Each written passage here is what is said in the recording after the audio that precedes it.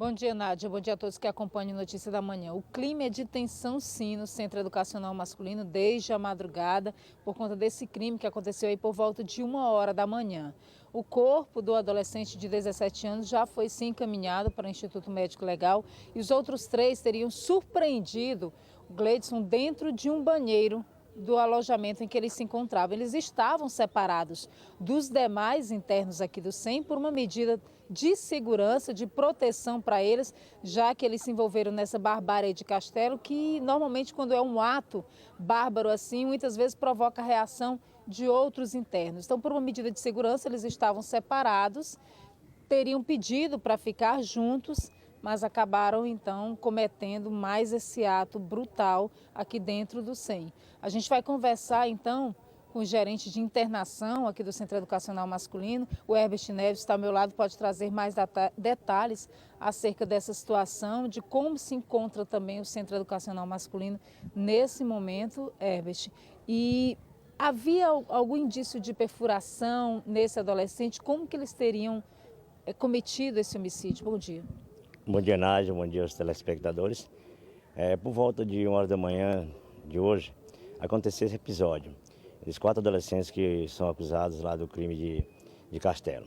Enfim, nós ontem, por volta da chegada deles, nós conversamos com eles, com os 4, sabendo da responsabilidade do ato infracional que cometeram e da repercussão que foi externamente e internamente dentro da unidade, e que nós conversamos com eles a respeito da proteção da integridade física deles. Porque quando eles chegaram na unidade, houve uma rejeição de todos os adolescentes, bateram grade por volta de 10, 15 minutos, no sentido de que não aceitavam a presença deles.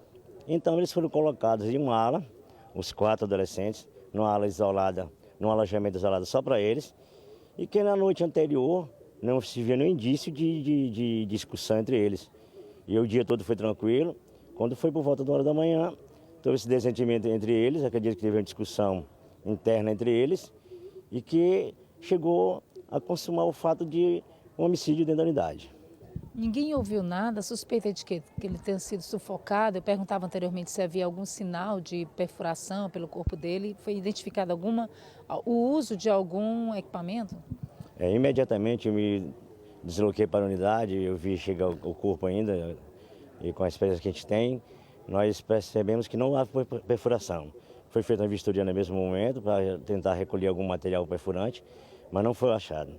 A gente percebeu que foi só espancamento, na região da cabeça, do crânio, e foi chutes, violentaram realmente o outro adolescente que chegou ao homicídio.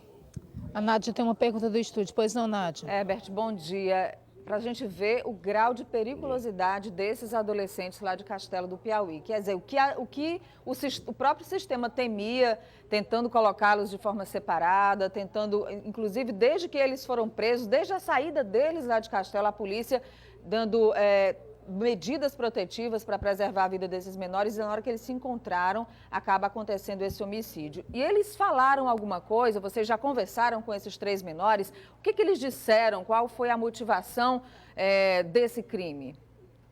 No mesmo momento que eu desloquei para a unidade, eu tive a conversa com os 3, Como você colocou aí, a frieza, a periculosidade deles é tão surpreendente que em momento nenhum teve arrependimento, remorso nenhum.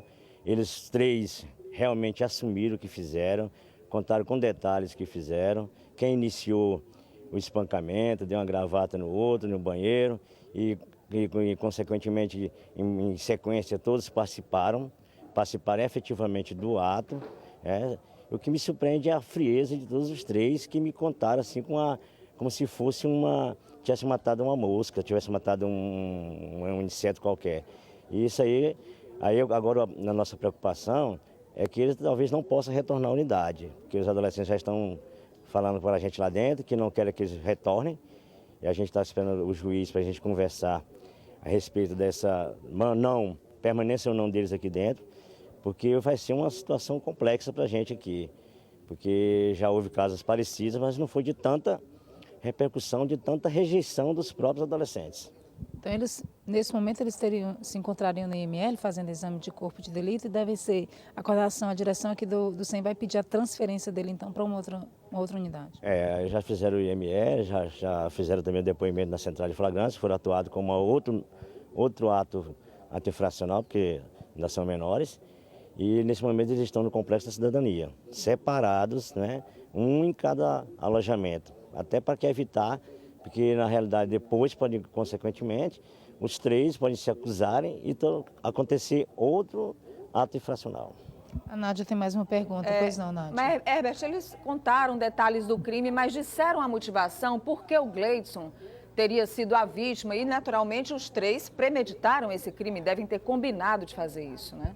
Essa pergunta também fiz para eles, se vocês combinaram, deixaram anoitecer, deixaram a madrugada chegar para fazer isso. Não, foi de repente que nós tomamos a decisão de que podíamos eliminar ele e que eu perguntei por que o motivo de tanta crueldade, de tanta espancamento. Eles não me disseram por que fizeram.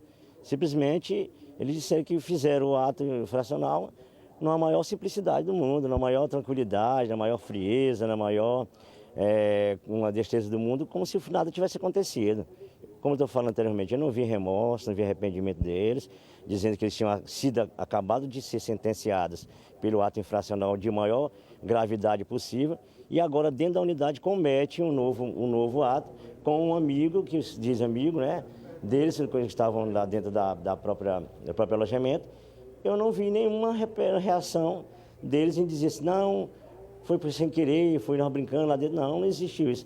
Na realidade, realmente foi uma crueldade, foi uma barbaridade que fizeram com o outro adolescente. Gleidson, a família já foi comunicada, o corpo do Gleidson está no IML, a família lá em Castelo já foi comunicada?